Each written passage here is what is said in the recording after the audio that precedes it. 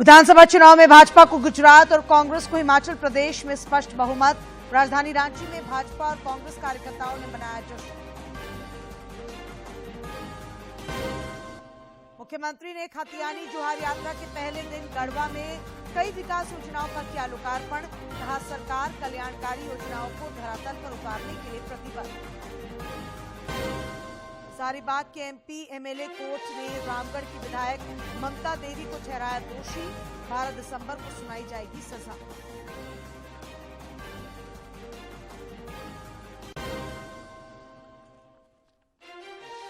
और Jharkhand high court में court fees amendment को चुनौती देने वाली याचिका पर हुई सुनवाई।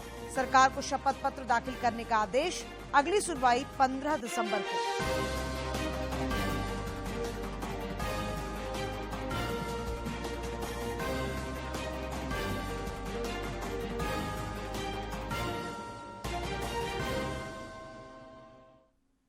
नमस्कार, खबरें झारखंड में आपका स्वागत है। मैं हूं डॉक्टर अर्शिता आनंद और अब समाचार विस्तार से।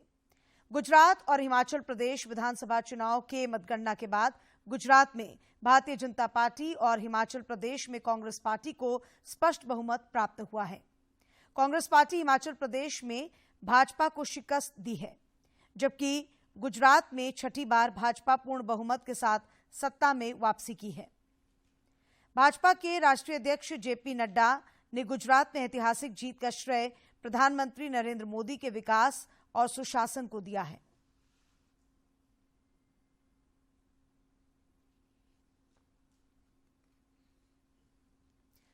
रुक करते हैं अगली खबर का। इधर गुजरात में पार्टी की ऐतिहासिक जीत के बाद भाजपा कार्यकर्ताओं में उत्साह देखा गया। रांची में कार्यकर्ताओं ने मिठाइयां बांटी, गुलाल उड़ाया और जमकर आतिशबाजी की। स्थानीय विधायक सीपी सिंह ने इसे प्रधानमंत्री नरेंद्र मोदी की नीतियों की जीत बताया।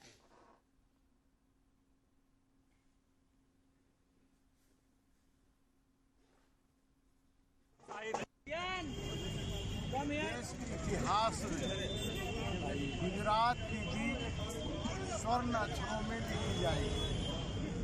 पहली बार ऐसा हुआ, सारे रिकॉर्ड तोड़कर। लोग कहते थे माधव सिंह सोलंकी, उनका भी रिकॉर्ड तोड़कर गुजरात में इतना भारी जीत हुई है।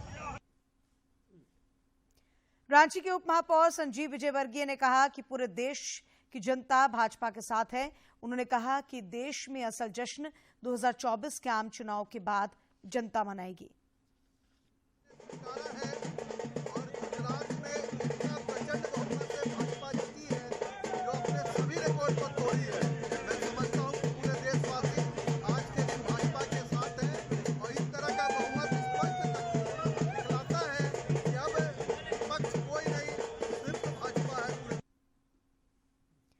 उधर हिमाचल प्रदेश में कांग्रेस को मिली जीत की खुशी में रांची स्थित कांग्रेस के प्रदेश कार्यालय में जश्न मनाया गया।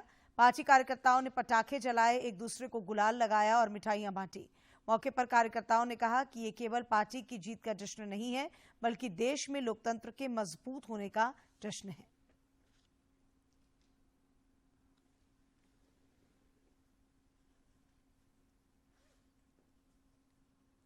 कि हिंदी बेल्ट में इन लोगों की जमीन खिसक गई है।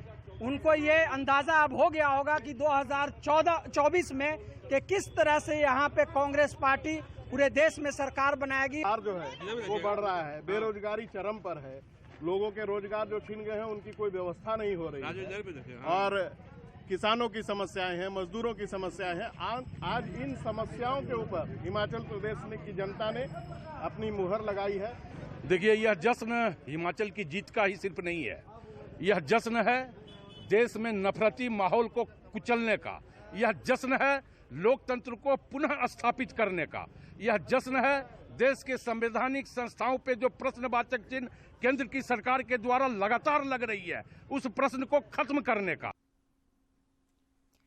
जिम्बाब्वे की नेशनल असेंबली के अध्यक्ष एडवोकेट जेकब फ्रांसिस निस्वदा मिलिमो मुंडेडा के नेतृत्व में आए संसदीय शिष्टमंडल का लोकसभा में आज सदन के सभी सदस्यों की ओर से स्वागत किया गया। आज सदन में विशिष्ट दीर्घा में जिम्बाब्वे के संसदीय प्रतिनिधिमंडल के सदस्य विराजमान हैं। मैं अपनी ओर से तथा सदन के सभी मान्य सदस्यों की ओर से भारत की यात्रा पर आए हमारे सम्मानित अतिथि जिम्बाब्वे की नेशनल असेंबली के अध्यक्ष महामहिम एडवोकेट जेकब मुंडेडा और वहां के संसदीय शिष्टमंडल के सदस्यों का स्वागत करता हूं, अभिनंदन करता हूं। गोड्डा के सांसद ऋषिकांत दुबे ने आज लोकसभा में झारखंड में डेमोग्राफिक में बदलाव पर सवाल उठाया और राज्य की हेमंत सरकार पर जमकर हमला बोला। उन्होंने संसद से एक राष्ट्रीय जनसांख्यिकीय रजिस्ट्रार बनाने का आग्रह भी किया। 2 लाख मुसलमान थे, आज 4 लाख मुसलमान। क्या ये यहाँ के मुसलमानों का रोजगार नहीं छीन रहे? क्या एएसआई और पीएफआई की जो एक्टिविटी है इस देश को तोड़ नहीं रही है? पूरे दुनिया का जो भी साइबर क्राइम हो रहा है वो सब मेरे इलाके में हो रहा है। यदि आप देखेंगे जामताड़ा नाम का नेटफ्लिक्स पर एक बड़ा सीरियल हो चुका है और वो सब बांग्लादेशी मुसलमान और घुसपैठिए कर रहे हैं। मेरा आपके माध्यम से सरकार से आग्रह है कि ये समय आ गया है कि नेशनल पॉपुलेशन रजिस्टर बनाइए, जो बांग्लादेशी घुसपैठिए हैं उसको बाहर करिए और जो आदिवासियों के नाम पर जो प्रताड़ित हो रही हैं महिलाएं, जो शादी करके धर्मांतरण कर रहे हैं और जिसके ऊपर सुप्रीम कोर्ट ने भी एक बहुत बड़ा। केंद्रीय आवासन और शहरी विकास राज्य मंत्री कौशल किशोर ने लोकसभा में बताया कि रांची में 1008 आवास वाले लाइट हाउस प्रोजेक्ट का काम अंतिम चरण में है। श्री किशोर ने आज रांची सांसद संजय सेठ द्वारा पूछे गए एक सवाल के जवाब में उक्त जानकारी दी। उन्होंने बताया कि प्रोजेक्ट 133 करोड़ रुपए की लागत से बनाया जा रहा है, जिसका आवंटन का अंतिम निर्णय राज्य सरकार लेगी।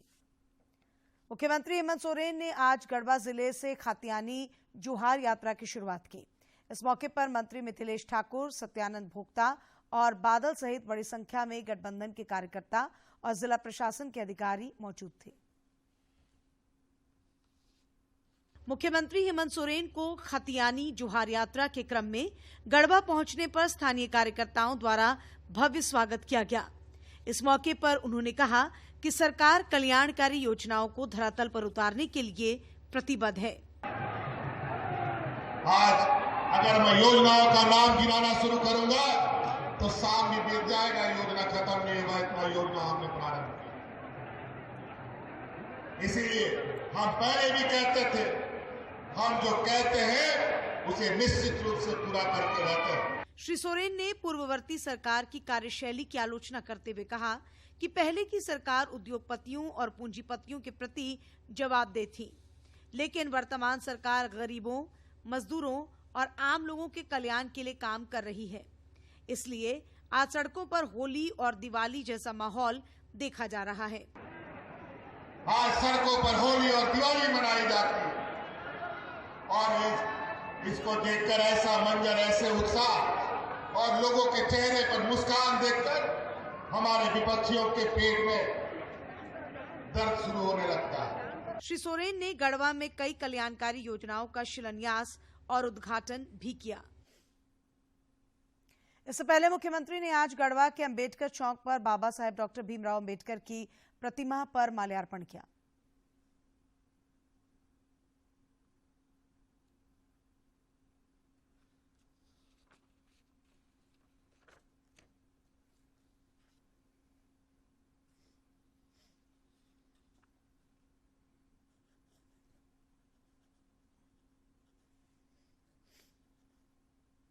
मुख्यमंत्री ने इस दौरान शहीद नीलांबर पीतांबर की भव्य प्रतिमा के अधिष्ठापन के लिए शिलान्यास और भूमि पूजन भी किया।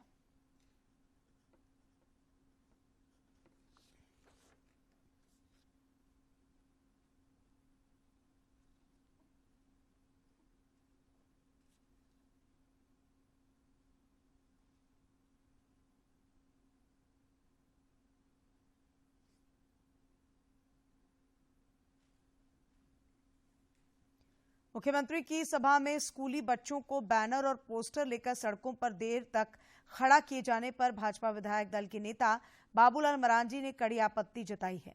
उन्होंने कहा कि झूठे कामों पर खुद की पीठ थपथपाने वाले मुख्यमंत्री बताएं कि सड़कों पर खड़े कर बच्चियों से जिंदाबाद के नारे क्यों लगवाए जा रहे हैं।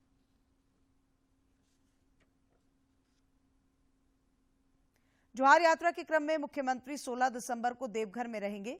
मुख्यमंत्री की यात्रा को लेकर आज अल्पसंख्यक कल्याण मंत्री हफीजुल हसन ने झामुमो कार्यकर्ताओं के साथ मधुपुर स्थित अपने आवास पर बैठक की और दौरे की सफलता को लेकर रणनीति बनाई। उन्होंने कहा कि मुख्यमंत्री का देवघर दौरा ऐतिहासिक होगा।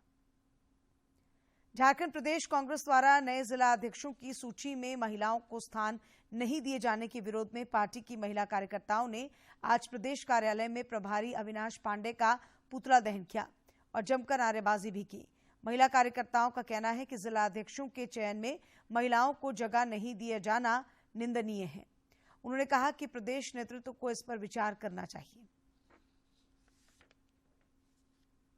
महिला विरोधी कमेटी बना है, महिलाओं को स्थान क्यों नहीं दिया गया, जबकि हमारी अध्यक्ष श्रीमती सोनिया गांधी जी साफ तौर पे कहती हैं कि महिलाओं की आबादी 33% हर जगह होनी चाहिए।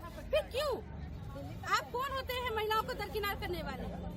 आप पार्टी से ऊपर तो नहीं है, पद का बंटवारा किया है। ये बंदर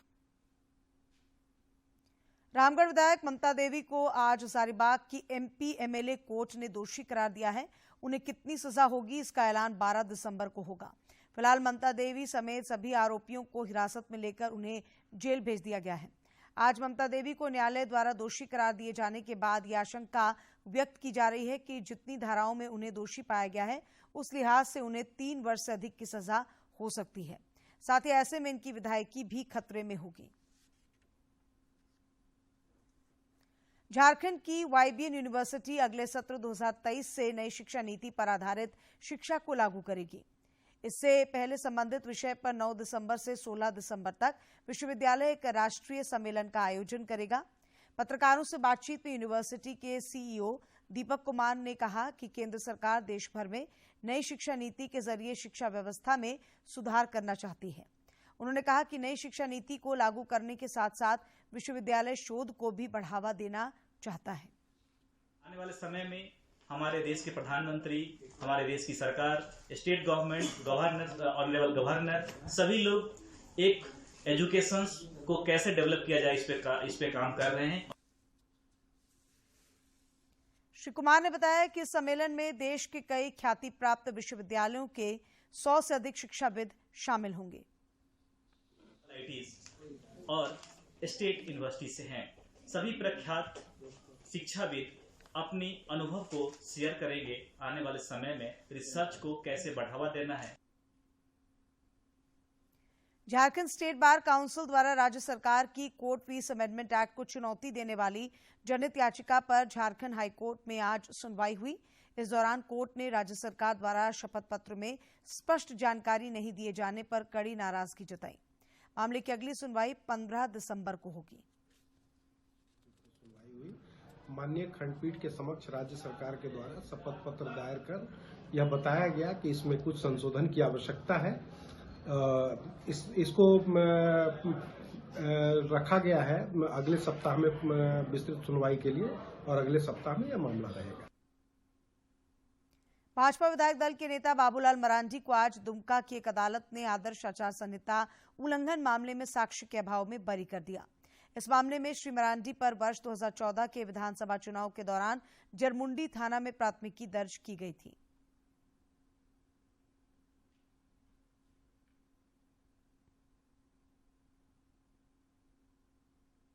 – 2014 में जरमुंडी के विभिन्न जगह पे बैनर, पोस्टर और दीवार लेखन का मामला सीओ साहब ने केस दर्ज कराई थी। आज न्यायालय ने पर्याप्त साक्ष्य के अभाव में सभी 7 अभियुक्त को बरी कर दिया गया। ये 7 थे बाबूलाल मरांडी, डॉक्टर संजय कुमार, मणिशंकर, निरंजन कुमार मंडल, संजय कुमार गुप्ता, शेखर सुमन और जूनियर। कोडरमा के उपायुक्त आदित्य रंजन की अध्यक्षता में आज जिला योजना कार्यकारिणी समिति की बैठक हुई। उपायुक्त ने समीक्षा के क्रम में अपूर्ण योजनाओं पर असंतोष व्यक्त करते हुए अधिकारियों को अगले 10 दिनों के अंदर लंबित योजनाओं को पूर्ण कराने का निर्देश दिया। उपायुक्त द्वारा पीसीसी सड़क और खेल मैदान निर्माण योजना, मॉडल आंगनबाड़ी केंद्रों के निर्माण, सामुदायिक स्वास्थ्य केंद्र, सदगावा एवं जयनगर के सौंदर्यीकरण और पुलिया निर्माण योजना सहित कई योजनाओं की समीक्षा की गई। रांची पुलिस ने रंगदारी मांगने वाले एक गिरोह का पर्दाफाश किया है। गत दिनों सुखदेव नगर थाना क्षेत्र में एक व्यवसायी से 40 लाख रुपए की रंगदारी की मांग अपराधियों द्वारा की गई थी। पुलिस ने जिस मोबाइल नंबर से रंगदारी की मांग की गई थी, उसके सहारे जांच को आगे बढ़ाकर आरोपी को गिरफ्तार करने में सफलता हासिल की है। रंगदारी मांगने के आरोप में सुखदेव नगर थाना ने टेक्निकल सेल की मदद से मुख्य आरोपी संदीप कुमार महतो को रातू थाना क्षेत्र से गिरफ्तार किया है। इस मामले के उद्भेदन के लिए टीम गठित करते हुए कोतवाली डीएसपी के नेतृत्व में आरोपी की गिरफ्तारी की गई है।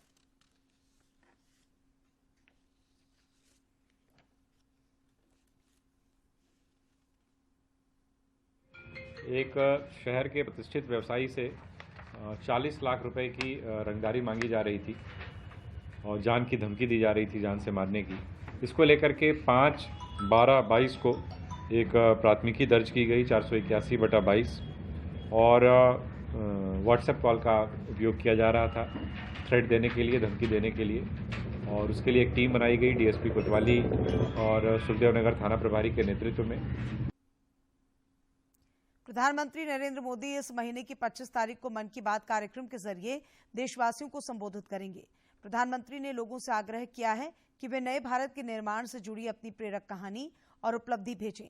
आम लोग अपने सुझाव 1800-117-800 पर रिकॉर्ड कर सकते हैं। क्या आपके पास भी टेक्नोलॉजी और इनोवेशन से जुड़ी कोई ऐसी प्रेरक कहानी है? आपकी कहानी बन सकती है प्रधानमंत्री की जुबानी। जुड़िए मन की बात से और साझा कीजिए अपनी कहानी। डायल करें 1800-1178-00 या अधिक जानकारी के लिए देखें mygov.in। और अब देखते हैं क्यों खास है इतिहास में आज का दिन।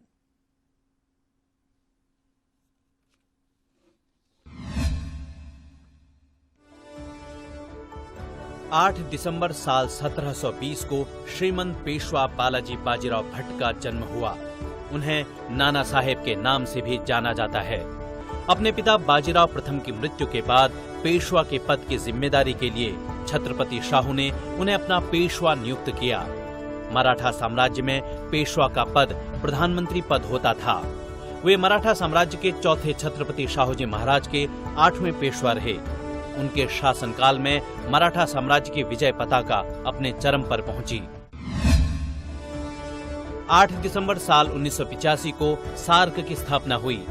आज ही के दिन 7 दक्षिण एशियाई देशों के नेताओं ने south Asian association for regional cooperation यानी दक्षिण एशियाई क्षेत्रीय सहयोग संगठन की स्थापना के लिए अनुबंध पर हस्ताक्षर किए थे।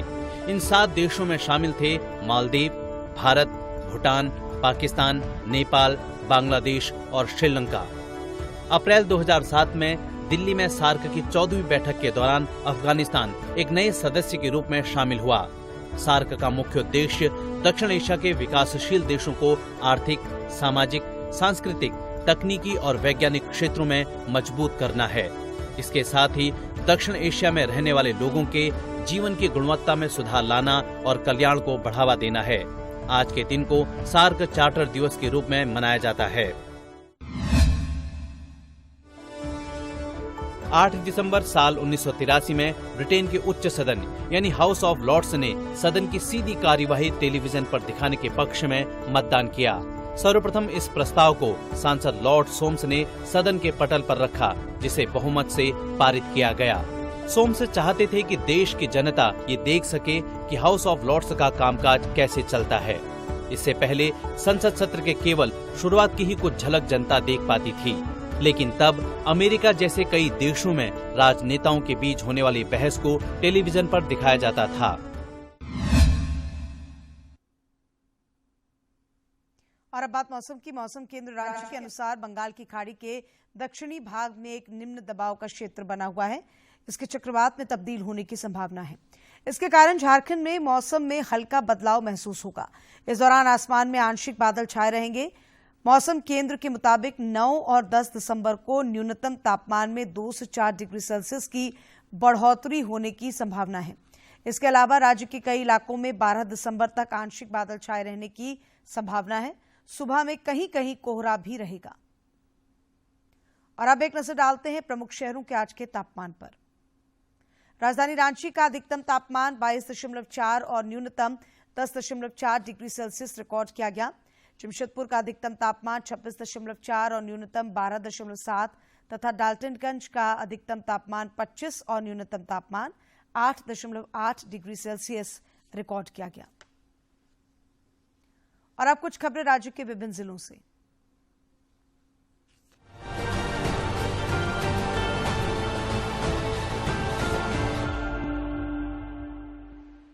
झारखंड स्टेट बार काउंसिल द्वारा राज्य सरकार की कोर्ट फीस अमेंडमेंट एक्ट को चुनौती देने वाली जनहित याचिका पर झारखंड हाईकोर्ट में आज सुनवाई हुई। कोर्ट ने कुछ बिंदुओं पर राज्य सरकार को शपथ पत्र दाखिल करने के लिए समय दिया। कोर्ट ने मामले की अगली सुनवाई 15 दिसंबर निर्धारित की। पासवान ने राज्य सरकार से राज्य के करीब 45,000 गैर मान्यता प्राप्त स्कूलों को मान्यता देने की मांग की है। इस संबंध में प्रदेश अध्यक्ष आलोक कुमार दुबे ने शिक्षा सचिव के रवि कुमार से मिलकर आग्रह किया है। श्री दुबे ने सचिव से प्रोजेक्ट भवन में भेंट के क्रम में उन्हें ज्ञापन भी सौंपा। दुमका के काठीकुंड में सीएमपीसी उदय कुमार की संदिग्ध मौत मामले में 7 माह बाद मृतक के परिजनों ने मानव अधिकार आयोग से शिकायत की है। इससे पूर्व मामले को लेकर दुमका एसपी, संथाल परगना रेंज के डीआईजी सहित मुख्यमंत्री और राज्यपाल से भी शिकायत की गई थी। राज्य के सरकारी स्कूल के शिक्षक अब केवल छात्र छात्राओं को पढ़ाने का ही काम करेंगे। स्कूली शिक्षा एवं साक्षरता विभाग के सचिव के रवि कुमार ने इस बाबत निर्देश भी सभी क्षेत्रीय शिक्षा संयुक्त निदेशक, जिला शिक्षा पदाधिकारी और जिला शिक्षा अधीक्षकों को दिया है। बिरसा कृषि विश्वविद्यालय अधीन संचालित राज्य के एकमात्र रांची वेटनरी कॉलेज के सत्र 2022-23 के स्नातक पाठ्यक्रम में लगे प्रतिबंध को हटा लिया गया है। बीसीआई ने राज्य सरकार के अनुरोध पर सशर्त 1 वर्ष के लिए कॉलेज को मान्यता दे दी है। अब +2 जीव विज्ञान विषय से पास आउट छात्र इस मौके का लाभ ले सकते हैं। रांची विश्वविद्यालय के आर्यभट्ट सभागार के किराए में वृद्धि के बाद नाटकों के मंचन यानी सांस्कृतिक गतिविधियों का आयोजन मुश्किल हो गया है। इससे यहाँ के रंगकर्मी और कलाकार सकते में आ गए हैं। उन्होंने नाटकों और अन्य गतिविधियों के लिए कलाकारों को पूरी तरह से निःशुल्क देने की मांग की है। राज्य में पोस्टमैन और अस्पताल के कर्मचारियों के द्वारा भी आधार कार्ड में बच्चों का नामांकन और मोबाइल नंबर अपडेट करने की सुविधा प्रदान की गई है। ये जानकारी केंद्रीय सूचना एवं प्रौद्योगिकी राज्य मंत्री राजीव चंद्रशेखर ने सांसद संजय सेठ के सवाल के जवाब में दी। पूर्वी सिंहभूम के गुड़ाबांधा थाना क्षेत्र के कोशियाबेड़ा गांव में महिला जाबना मुर्मू के द्वारा अपने 2 वर्षीय बच्चे के साथ फांसी लगाकर आत्महत्या करने के मामले में पुलिस ने आरोपी पति सीताराम मुर्मू को गिरफ्तार कर लिया है। पुलिस ने आरोपी को पूछताछ के बाद बुधवार को जेल भेज दिया। रांची के बरियातू पुलिस की ओर से फरार अपराधियों के घर पर इश्तिहार चिपकाया जा रहा है। ये वैसे अपराधी हैं जो हत्या या हत्या की कोशिश मामले में फरार चल रहे हैं। इससे पूर्व अपराधियों के घर पर बैंड भी बजाया जा रहा है। गिरिडीह के बगोदर थाना क्षेत्र में सड़क किनारे जमीन में खुदाई के समय एटीएम मशीन मिलने के बाद से इलाके में सनसनी फैल गई है। पुलिस की अब तक की जांच में पूरी बातें स्पष्ट नहीं हो सकी हैं, लेकिन संभावना जताई जा रही है कि मामला धनबाद के जोड़ा पोखर से जुड़ा हुआ है।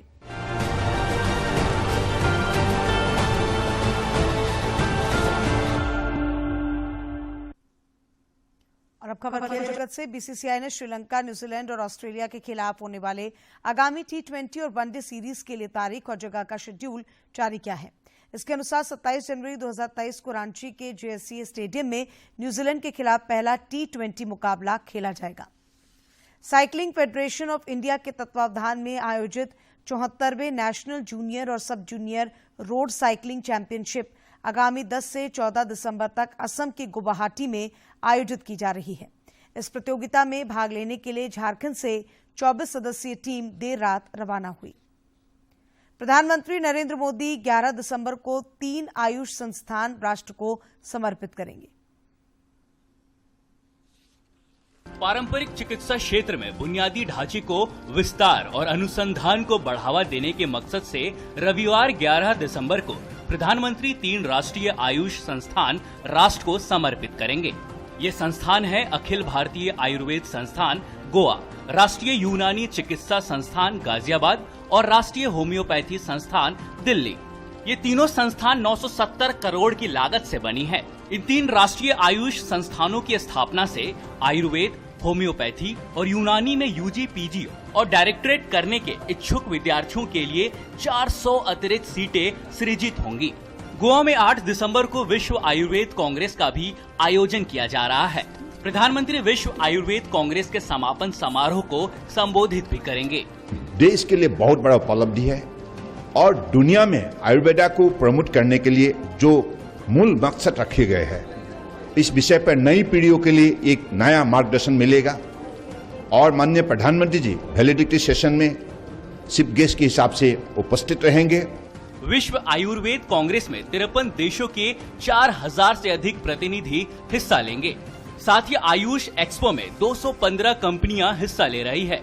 इस आयुर्वेद कांग्रेस में आयुष प्रणाली में निहित वैज्ञानिकता, प्रभावकारिता और क्षमता को सामने रखा जाएगा। कोविड-19 पेंडेमिक की कालखंड में आयुष सेक्टर के द्वारा मानव समाज को जो सेवा की गई है, इस सेवा के जरिए आज मानव समाज को ये विश्वास होने लगा है कि आयुष की उत्पादित की जो औषधियां है, इससे हमें अलग अलग बीमारों से, रोगों से हमें राहत मिल सकता है।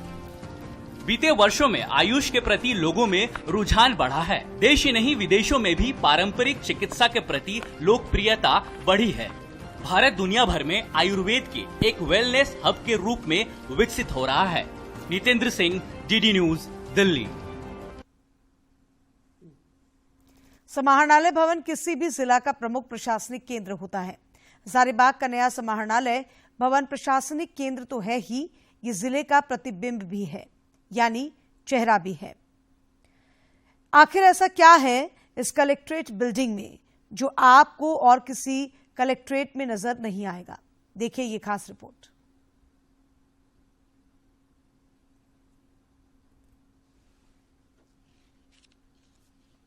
हजारीबाग जिला सर्वगुण संपन्न है। प्रकृति ने इसे पेड़ पौधे से तो सजाया ही है, यहाँ की सोहराय और कोहबर कला तो विश्व विख्यात है। प्रधानमंत्री नरेंद्र मोदी भी इस कला की चर्चा मन की बात में कर चुके हैं।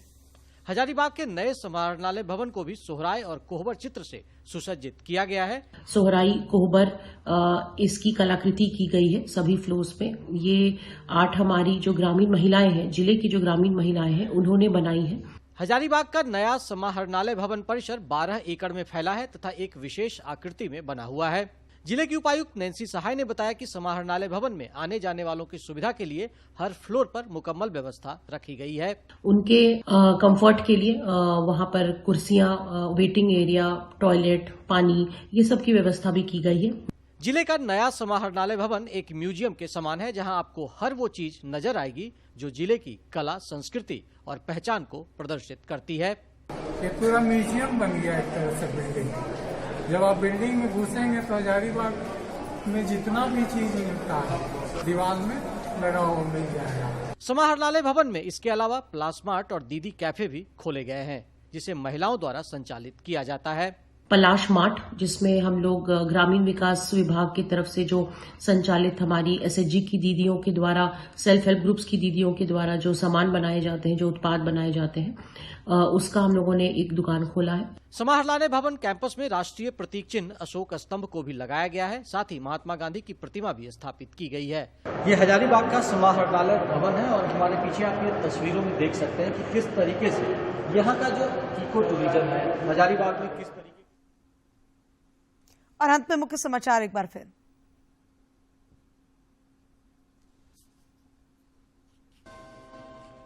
विधानसभा चुनाव में भाजपा को गुजरात और कांग्रेस को हिमाचल प्रदेश में स्पष्ट बहुमत। राजधानी रांची में भाजपा और कांग्रेस कार्यकर्ताओं ने मनाया जश्न। मुख्यमंत्री ने खतियानी जोहार यात्रा के पहले दिन गढ़वा में कई विकास योजनाओं का किया लोकार्पण। कहा सरकार कल्याणकारी योजनाओं को धरातल पर उतारने के लिए प्रतिबद्ध। हजारीबाग के एमपी एमएलए कोर्ट ने रामगढ़ की विधायक ममता देवी को ठहराया दोषी। 12 दिसंबर को सुनाई जाएगी सजा।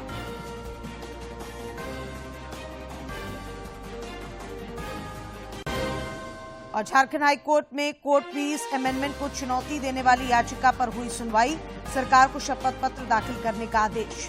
अगली सुनवाई 15 दिसंबर को।